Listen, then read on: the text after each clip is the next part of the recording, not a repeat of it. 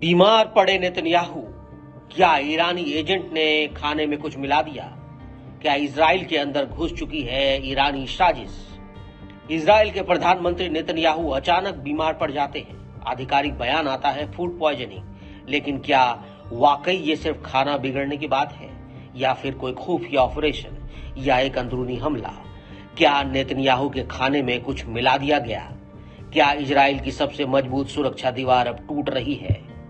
शनिवार रात नेतन्याहू को तेज बुखार और पेट दर्द के बाद अस्पताल ले जाया गया। डॉक्टर्स कहते हैं फूड पॉइजनिंग है, पर ना तो खाने की रिपोर्ट सामने आती है। आंतों में सूजन और डिहाइड्रेशन के चलते उन्हें डॉक्टरों की निगरानी में रखा जाता है। उन्हें ड्रिप चढ़ाई गई और नसों के जरिए तरल पदार्थ दिए जा रहे हैं, लेकिन ना कोई सीसीटीवी फुटेज। यहां तक कि प्रधानमंत्री की हालत कितनी गंभीर है, इस पर भी इजरायली सरकार चुप है। सवाल उठता है, क्या ये सिर्फ फूड पॉइजनिंग है या कोई टारगेटेड पॉइजनिंग की गई है? कई सूत्रों का कहना है कि ईरान के किसी एजेंट ने इजराइल में घुसपैठ कर ली है। क्या कोई एजेंट मोसाद के सबसे सिक्योर घेरे में दाखिल हो चुका है?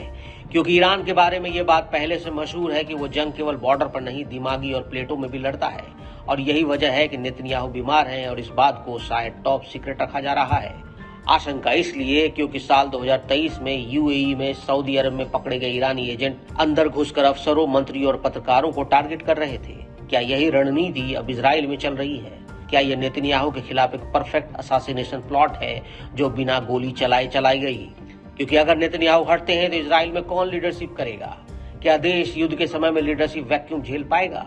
क्या यह हमास और ईरान के लिए सबसे बड़ा मौका नहीं होगा? क्योंकि नेतन्याहू के बीमार पड़ते ही गाजा में धमाका होता है। अबू उबैदा धमकी देता है, अब सैनिक ताबूत में लौटेंगे। रेड सी में हौती मिसाइलें इजरायली जहाजों को निशाना बनाती हैं। उधर लेबनान में हिजबुल्लाह स्नाइपर्स हरकत में है। तीन तरफ से इजराइल घिर गया है और अब उसका प्रधानमंत्री अस्पताल में है। क्या अब इजराइल का मनोबल टूट रहा है? और क्या यही ईरान की असली रणनीति थी, शरीर पर नहीं साइकोलॉजिकल वॉरफेयर करना है?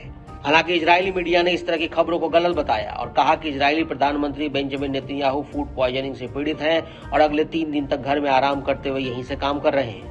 न्यूज एजेंसी की रिपोर्ट के मुताबिक नेतन्याहू की हालत पूरी तरह स्थिर है और उनके ऑफिस से मिली जानकारी के मुताबिक डॉक्टरों के निर्देशों के अनुसार उन्हें दवाइयां भी दी जा रही हैं। इजरायली प्रधानमंत्री रविवार को साप्ताहिक कैबिनेट बैठक में शामिल नहीं हुए थे, जिसके बाद उनके कार्यालय ने एक बयान जारी कर कहा कि वो हेल्दी नहीं है, वो अस्वस्थ हैं। इसके बाद ही नेतन्याहू की तबीयत को लेकर तमाम तरह की कयासबाजी शुरू हो गई।